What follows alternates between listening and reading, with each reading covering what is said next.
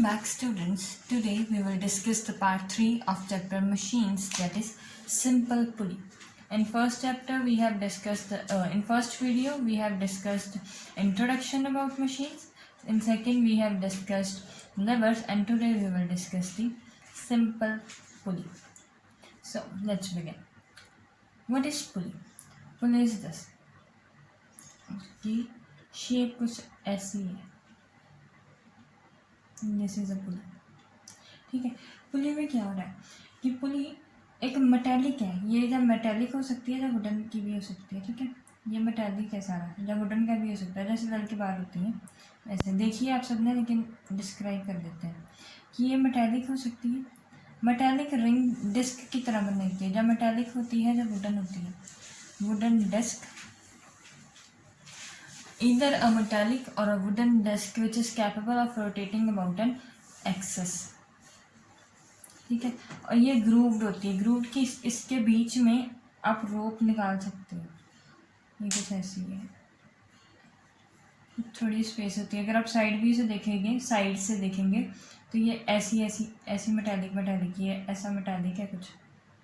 ठीक है. ऐसा सा कुछ है. और इसके बीच में जो ये है वो ग्रूव है उसकी, और इसके बीच में इससे रोप निकलती है, जो ये वाली रोप है. ठीक है. Either it is a metallic or a wooden disc around which a rope or a string is passed around. और ये जो डिस्क है, ये मेटालिक डिस्क है, ये रोटेट कैपेबल ऑफ रोटेटिंग है. ये रोटेट कर सकती है either about its own axis, ये अपनी एक्सिस के अबाउट भी रोटेट कर सकती है, एक्सिस को स्टेशनरी रख कर भी. जैसे कि आप अगर एक्सिस को स्टेशनरी रखकर कैसे करेगी कि आप अगर ये स्ट्रिंग नीचे करो, ये स्ट्रिंग ऊपर हो जाए, लेकिन ये मूव ना करे. ठीक है. सेकंड केस क्या हो सकता है कि अगर आप इसे भी मूव करो, ये भी मूव हो जाए, और जो ये है डिस्क है, ये भी घूमना शुरू हो जाए. ठीक है. दो वेज हैं सिंपल पुली के मूव करने के. पहला है कि अगर आप सीधा सीधा सिर्फ थ्रेड मूव हो, और सेकंड है कि ये खुद ब खुद भी मूव हो जाए. तो इससे हम ले सकते हैं कि सिंपल पुली दो पार्ट्स में हो सकती है. सिंपल पुली किस पार्ट में? फर्स्ट इज सिंगल फिक्स्ड पुली. दो तरीके की पुली होती है. एक सिंगल फिक्स्ड पुली है, और एक है सिंगल मूवेबल पुली. एक है मूवेबल पुली. अब सिंगल फिक्स्ड पुली की बात करते हैं. सिंगल फिक्स्ड पुली में क्या होगा? सिर्फ थ्रेड रोटेट करता है. ये जो थ्रेड है, जो स्ट्रिंग है, ये रोटेट करता है. String rotate. ठीक है. ये जो है सिर्फ ये मूव करता है. और इसमें क्या है? होल स्ट्रक्चर, जो सारे का सारा स्ट्रक्चर है, होल स्ट्रक्चर इज मूवेबल. सारे का सारा स्ट्रक्चर मूव करेगा. ये थ्रेड भी मूव करेगा. ये यहाँ पर आप एफर्ट लगाते हो ना, यहाँ पर लोड होता है, एफर्ट भी होगा नीचे, लोड ऊपर भी जाएगा, और ये भी, ये जो सारा स्ट्रक्चर है, ये भी घूमना शुरू हो जाएगा. दो तरह की पुली है, सिंगल फिक्स्ड पुली और मूवेबल पुली. अब आगे हम इसको डिटेल में डिस्कस करते हैं कि सिंगल फिक्स्ड पुली क्या है. So let us talk about single fixed पुली. अब सिंगल फिक्स्ड पुली में क्या है? इसमें हमने अभी डिस्कस किया कि ये जो पुली होता है वो फिक्स होता है. इसमें ये पुली है ना, ये नहीं रोटेट करेगा, बाकी सब कुछ घूमना शुरू हो जाएगा. ये थ्रेड होता है, स्ट्रिंग कहते हैं हम इसे. ठीक है. अब स्ट्रिंग पे एक तरफ क्या होगा? हमारा लोड होगा. जैसे वेल में होता है, एक तरफ बकेट वगैरह होता है, और दूसरी तरफ से हम एफर्ट अप्लाई करते हैं. यहाँ पर हम एफर्ट अप्लाई करेंगे, ये लोड है. अब एफर्ट अप्लाई करते ही स्ट्रिंग में एक टेंशन फोर्स जनरेट होगा. अगर हमने ये फर्स्ट चैप्टर फोर्स में पढ़ा हुआ है कि अगर आप स्ट्रिंग को खींचते हो तो उसमें टेंशन जनरेट होता है. जब ही हम एफर्ट यहाँ पर लगाएंगे तो स्ट्रिंग में क्या जनरेट होगी? Tension T. अब थ्रेड सेम है, मटेरियल सेम रहा, तो यहाँ पर भी क्या आएगी? Tension T.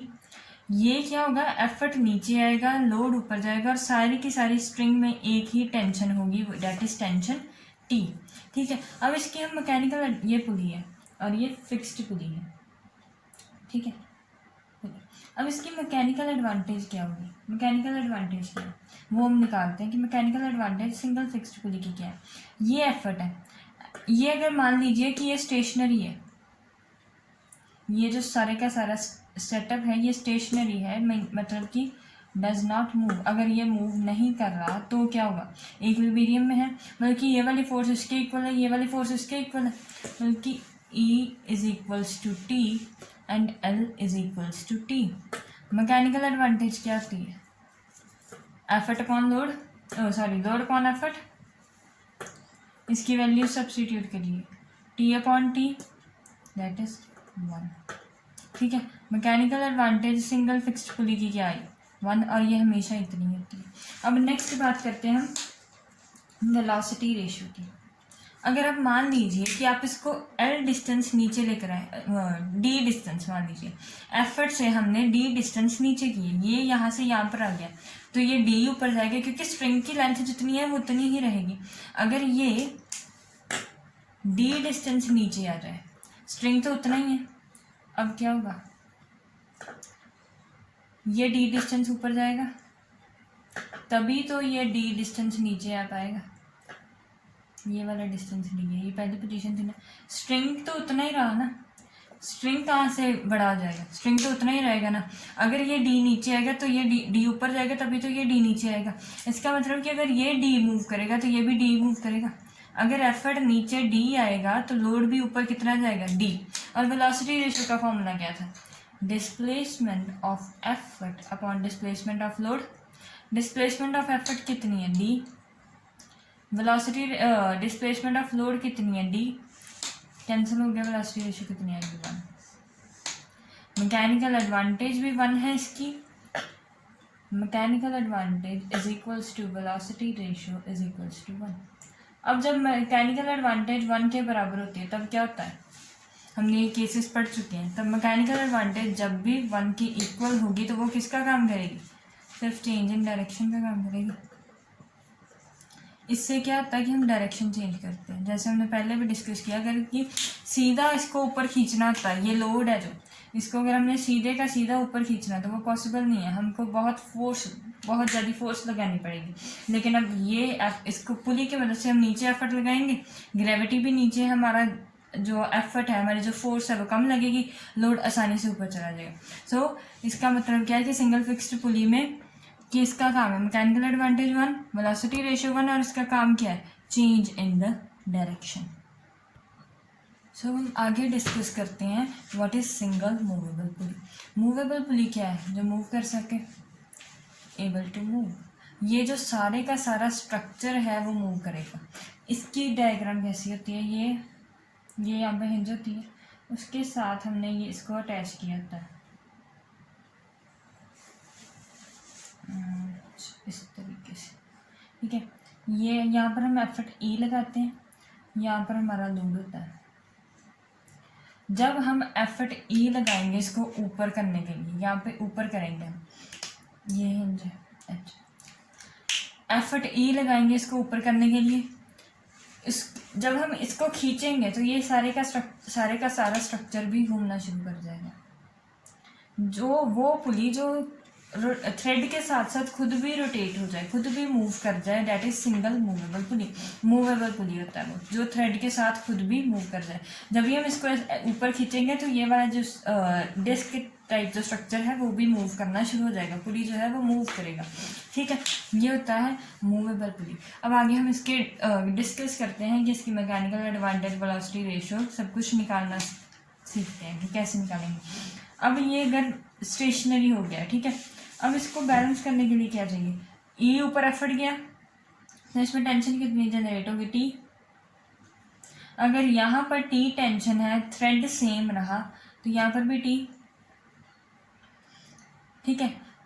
अगर थ्रेड सेम रहता है, स्ट्रिंग सेम, एक बात याद रखिएगा, स्ट्रिंग सेम, टेंशन सेम। जैसे ही थ्रेड बदलेगा टेंशन बदल जाएगी, अगर थ्रेड नहीं बदला तो टेंशन नहीं बदलेगी, ठीक है। एक ही थ्रेड आया यहाँ से यहाँ तक तो टेंशन भी हमेशा सेम रहेगी। तो अब आगे क्या होगा, एफर्ट को कौन बैलेंस कर रहा है, टी। लेकिन इसमें जो लोड है उसको कौन कौन बैलेंस कर रहा है, ये लोड है ना, ये नीचे की तरफ फोर्स लगा रहा है, लेकिन एफर्ट जो इसको बैलेंस कौन कर रहा है, एक ये भी टी बैलेंस कर रहा है, कि ये भी टी बैलेंस कर रहा है, 2 टी बैलेंस कर रहे हैं इस लोड को। इस एफर्ट को ही सिर्फ यही टी बैलेंस कर रहा है, लेकिन ये जो लोड है इसको ये भी टी और ये भी T, T plus T is equals to 2t, ये बैलेंस करना है। अब मैकेनिकल एडवांटेज क्या होगी, लोड अपॉन एफर्ट, लोड किसके बराबर है 2t अपॉन टी, तो ये क्या आ गया 2। अब वेलोसिटी रेशो की बात करते हैं कि वेलोसिटी रेशो कैसे होगी। अब अगर ये जो है ये d डिस्टेंस मूव करता है, एफर्ट को हमने d डिस्टेंस ऊपर मूव करना है, ये जो एफर्ट है ना ये d डिस्टेंस ऊपर मूव करना चाहिए। अब क्या होगा कि अगर ये भी आधा और ये भी आधा मूव हो जाए तो ये टोटल d डिस्टेंस कवर कर जाएगा। अगर ये आधा यहाँ से होगा आधा यहाँ से होगा, आधा आधा दोनों साइड से, तो टोटल ये कितना हो जाएगा, एफर्ट कितना मूव कर जाएगा, टोटल d। ठीक है, तो मतलब कि नीचे से ऊपर कितना जाएगा, d/2 जाएगा, ये भी आधा जाएगा, ये भी आधा जाएगा और ये भी आधा ही जाएगा। फिर ओवरऑल d हमने कवर करना है, ये भी हाफ जाएगा, ये भी हाफ जाएगा, और इन दोनों के हाफ की वजह से ये भी हाफ ही ऊपर उठेगा, और टोटल डिस्टेंस क्या होगा, d/2 + d/2 is equals to d होता है। ठीक है, अगर एफर्ट d डिस्टेंस मूव करे तो ये भी d/2 मूव करेगा, ये भी d/2, और लोड कितना मूव करेगा, d/2। सो वेलोसिटी रेशियो क्या आएगी, displacement of effort upon displacement of load. Displacement of effort कितनी हो रही है d, और लोड की डिस्प्लेसमेंट से आधी है d/2, और ये क्या होगा d इंटू 2, और वेलोसिटी रेशियो भी क्या आ गया 2। और अगर अब आइडियल केस है, मान लीजिए कि आइडियल केस है, ठीक है ना, ये आइडियल केस की हम बात कर रहे हैं, ये जो सब कुछ हो रहा है उसमें ईटा कितना होगा, एफिशिएंसी कितनी होगी, mechanical advantage of velocity ratio 2/2 is equals to 1, बल्कि एफिशिएंसी आ गई 100%। लेकिन अब अगर एक्चुअल है, एक्चुअल केस में एफिशिएंसी 100% होती नहीं है, क्यों नहीं होगी, उसके यहाँ पर दो कारण है। पिछले में सिर्फ एक ही कारण होगा कि उसमें फ्रिक्शन आएगी, लेकिन यहाँ पर दो कारण आएंगे। पहला होगा फ्रिक्शन, थ्रेड में फ्रिक्शन आएगी, ये जब इसके साथ रगड़ता जाएगा, रगड़ने में फ्रिक्शन आती है ना, जब रब करती हैं दो चीज़ें, तो ये थ्रेड और पुली के बीच में फ्रिक्शन होगी, ये भी लॉस करेगी यहाँ से एनर्जी। और सेकंड क्या होगा, वेट, जो इसका वेट है, पुली का वेट है, वो भी लोड में ऐड हो जाएगा। अगर वो लोड में ऐड होगा तो ये थोड़ी वैल्यूज चेंज हो जाएंगी, सारी की सारी ये वैल्यूज चेंज हो जाएंगी, तो मैकेनिकल एडवांटेज की वैल्यू चेंज होगी। अगर मैकेनिकल एडवांटेज की वैल्यू चेंज होगी तो एफिशिएंसी चेंज होगी, लेकिन वेलोसिटी रेशियो सेम रहेगी। अब सिंगल मूवेबल पुली में क्या हो रहा है कि एफर्ट को एक ही बैलेंस कर रही है, लोड को दो बैलेंस कर रही है, मैकेनिकल एडवांटेज इसकी 2 आ रही है और वेलोसिटी रेशियो भी 2 आ रही है। आइडियल केस में एफिशिएंसी 100% आ रही है, जब 1 आ रही है, लेकिन एक्चुअल केस में थोड़ी इससे कम आएगी। एक्चुअल केस में क्या होगा, मैकेनिकल एडवांटेज भी थोड़ी कम होगी। एक्चुअल केस में होगा क्या, मैकेनिकल एडवांटेज भी थोड़ी सी कम होगी 2 से, और जो एफिशिएंसी है वो भी कम होगी 100% से, लेकिन जो वेलोसिटी रेशियो है वो हमेशा 2 ही रहेगी। एक बात हमेशा याद रखिएगा कि एक गिवन मशीन के लिए वेलोसिटी रेशियो हमेशा 2 ही रहती है। अब एक बात और ध्यान में रखने वाली है, मैकेनिकल एडवांटेज जब भी ग्रेटर देन 1 होगी तो कौन सा केस आएगा, फोर्स मल्टीप्लायर का। तो ये किसका काम करेगी, फोर्स मल्टीप्लायर का काम करेगी। हमने लोड 2t उठाना था, लेकिन एफर्ट हमने सिर्फ आधा अप्लाई किया। लोड हमारा t की वैल्यू मान लीजिए 10 है, अगर t की वैल्यू 10 है तो लोड हमारा 20 kgf है, 20 न्यूटन मान लीजिए, ठीक है, और हमने सिर्फ 10 न्यूटन फोर्स अप्लाई किया, 20 न्यूटन को लिफ्ट कर लिया, तो इसका मतलब ये किसका काम करेगा, ये फोर्स मल्टीप्लायर का काम करेगा। ये किसका काम करेगा, एक फोर्स मल्टीप्लायर का काम करेगा। Single movable pulley force multiplier का काम करता है, इसकी मैकेनिकल एडवांटेज ज़्यादा होती है 1 से। अब क्या हो रहा है, मूवेबल पुली में क्या हो रहा है, ऐसे एफर्ट हमें फिर से ऊपर लगाना पड़ रहा है, और ये तो हमारा बहुत डिफ़िकल्ट काम है, ग्रेविटी के अगेंस्ट काम करना बहुत ज़्यादा मुश्किल होता है। तो इसको अब हम कैसे सही कर सकते हैं, इसको हम कैसे कर सकते हैं कि लोड एफर्ट ऊपर जा रहा है ना, तो एफर्ट की डायरेक्शन किससे चेंज कर देंगे हम, अगर सिंगल फिक्स्ड पुली अप्लाई कर देंगे साथ में। अगर सिंगल फिक्स्ड पुली साथ में लग गया तब क्या हो जाएगा, ऐसा स्ट्रक्चर आ जाएगा, एफर्ट नीचे आ जाएगा। ऐसा ही था ना, लोड यहीं पर रहा, पहले हमने ऊपर एफर्ट अप्लाई करना था, लेकिन अब हमने फिक्स्ड पुली लगा दिया, तो ये थ्रेड ऊपर से यहाँ पर आ गया और एफर्ट हम नीचे अप्लाई करना शुरू कर देंगे। अगर हम नीचे एफर्ट अप्लाई कर रहे हैं तो हमारा काम क्या हो जाएगा, आसान हो जाएगा। एक तो यहाँ पर काम आसान हो जाएगा और दूसरा हमें फोर्स भी कम लगानी पड़ेगी। जितना पहले एफर्ट लगाना पड़ रहा था उससे थोड़ा कम लगाना पड़ेगा, क्योंकि अब ग्रेविटी के अगेंस्ट काम नहीं हो रहा, अब ग्रेविटी की डायरेक्शन में काम हो रहा है, ईजी हो जाएगा हमारे लिए काम करना। तब इसमें क्या हो रहा है, ये देखिए थ्रेड एक ही रहा तो सारी टेंशन क्या आएगी, टी टी और टी। कुछ भी चेंज खास नहीं होगा, क्योंकि एफर्ट को अब भी कितनी बैलेंस कर रही है, टी बैलेंस कर रही है, और लोड को कितनी बैलेंस कर रही है, 2t बैलेंस कर रही है।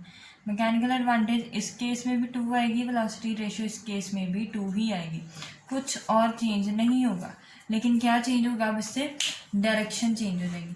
पहले हमें ऊपर उठाना बहुत मुश्किल होता है, लेकिन हम अगर ग्रेविटी की डायरेक्शन में काम करते हैं वो आसान हो जाता है। तो हमने क्या किया कि सिर्फ डायरेक्शन चेंज कर दी एफर्ट की। किसके साथ चेंज कर दी हमने, सिंगल फिक्स्ड पुली के साथ हमने चेंज कर दी, सिंगल फिक्स्ड पुली के साथ। ठीक है, ये था way to change the direction of effort. अब नेक्स्ट टॉपिक जो हमारे सिलेबस में है वो क्या है, कॉम्बिनेशन ऑफ पुली। ठीक है, अगर हम डिफरेंट पुली, फिक्स्ड पुली और मूवेबल पुली को कंबाइन करते हैं तो कैसा होगा। इसमें हमारे सिलेबस में 2 पढ़ेंगे। पहला है 1 fixed pulley plus several movable, बहुत सारे मूवेबल पुली लगा लीजिए आप, और एक फिक्स्ड पुली लगा लीजिए। ये पहला सिस्टम है। और सेकंड सिस्टम जो है हमारा वो है ब्लॉक एंड टैकल सिस्टम। क्या है, ब्लॉक एंड टैकल सिस्टम।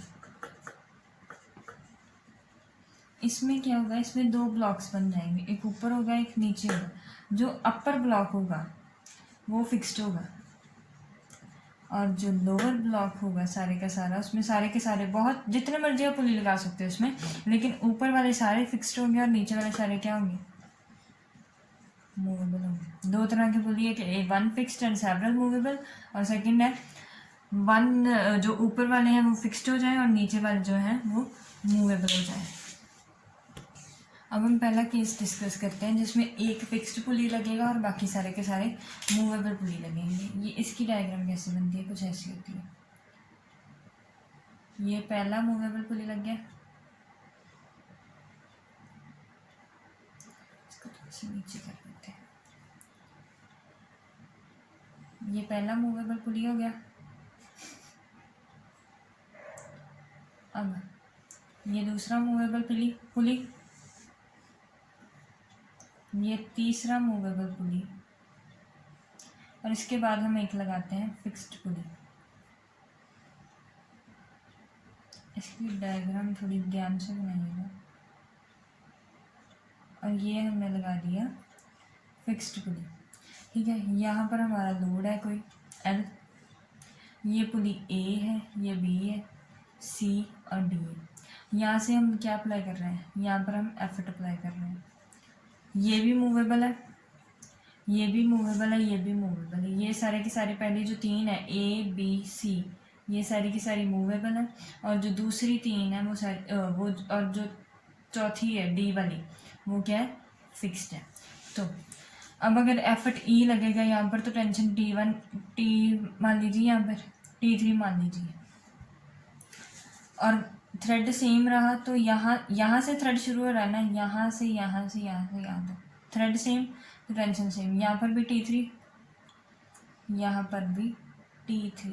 अब थ्रेड चेंज, टेंशन चेंज, ये T2 मान लीजिए, और ये क्या T1 मान लीजिए।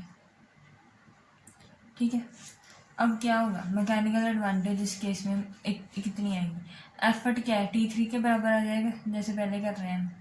एफर्ट किसके इक्वल, अगर ये बैलेंस है सब कुछ, एफर्ट कितना होगा T3 के बराबर।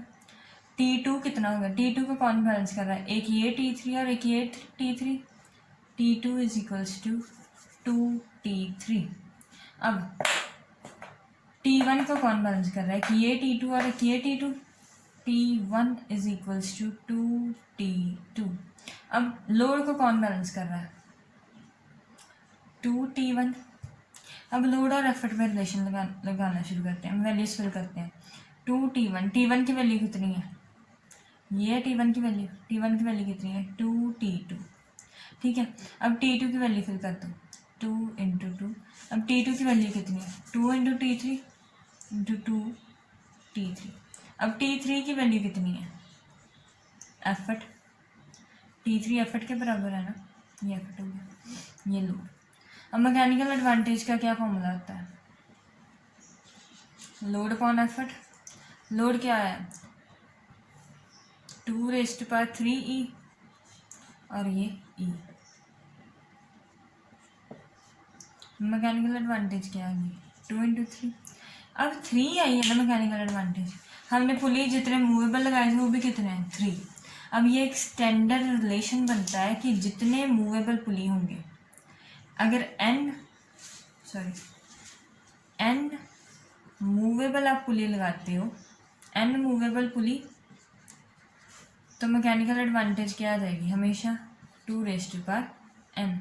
अगर आप यहाँ पर 5 मूवेबल पुली लगाते तो मैकेनिकल एडवांटेज कितनी होनी थी? 2⁵. अगर यहाँ पर 7 लगाओगे तो 7, अगर 6 लगाओगे तो 6। जितने भी आप मूवेबल पुली लगाओगे उसी हिसाब से मैकेनिकल एडवांटेज आती जाएगी। मैकेनिकल एडवांटेज का फॉर्मूला क्या आ गया हमारे पास? 2⁻n। अब हम नेक्स्ट निकालेंगे वेलोसिटी रेशियो। अब हम इसकी वेलोसिटी रेशियो निकालते हैं। वेलोसिटी रेशियो क्या है? Displacement of effort upon displacement of load. So अगर मान लीजिए कि हमारा लोड जो है वो x डिस्टेंस ऊपर गया, x डिस्टेंस यहाँ से ऊपर गया, x ये भी जाएगा, x ये भी जाएगा, मतलब कि ओवरऑल कितना आ जाएगा? 2x। ठीक है, x और x दोनों जाएंगे ना, तो b कितना मूव हो जाएगा ऊपर? यहाँ से भी x जाएगा, यहाँ से भी x और यहाँ से भी x, और ये b कितना ऊपर हो जाएगा? 2x। तो यहाँ पर ये कितना मूव हो गया? 2x। ये भी 2x मूव हो जाएगा और ये भी 2x मूव हो जाएगा। तो अब c कितने से मूव होगा?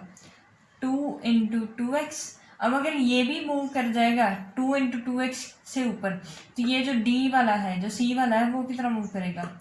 2 इंटू 2 इंटू 2x डिस्प्लेसमेंट होगी। ठीक है, कितनी आ गई डिस्प्लेसमेंट?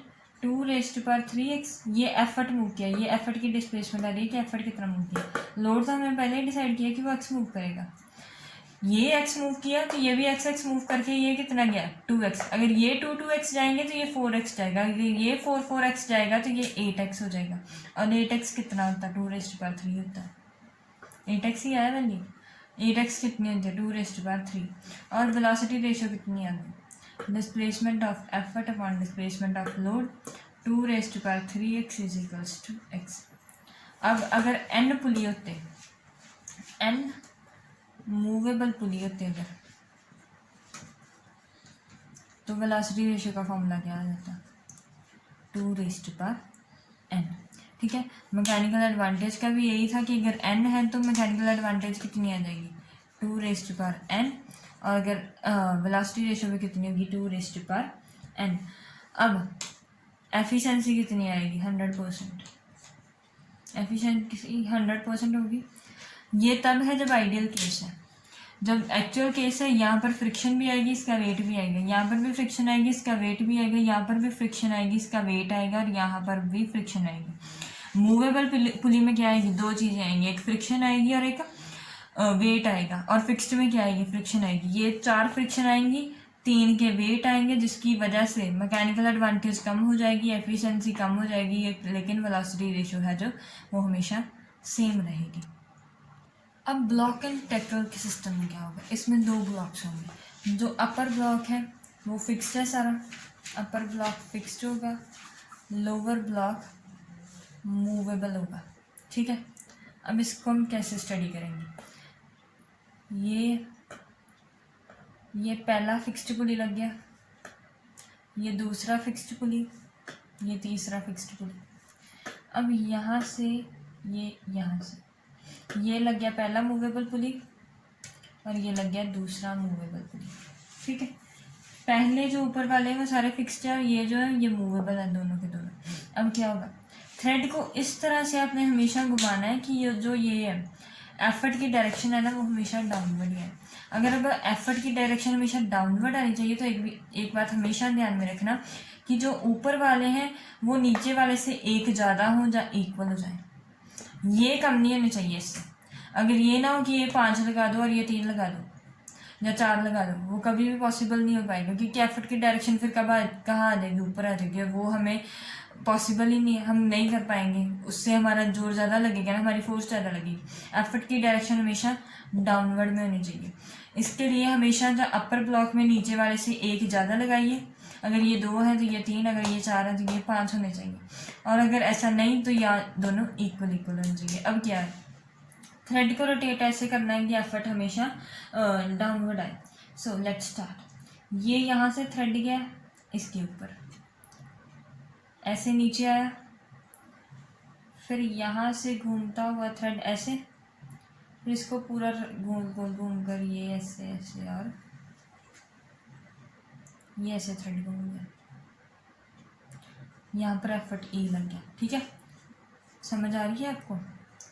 एफर्ट हमेशा नीचे ही करना है ताकि हमें खींचना आसान हो जाए, हम ग्रेविटी के डायरेक्शन में काम करें। ये थ्रेड नीचे से ऊपर ऐसे ऐसे ऐसे ऐसे ऐसे घूमता हुआ यहाँ पर आ गया।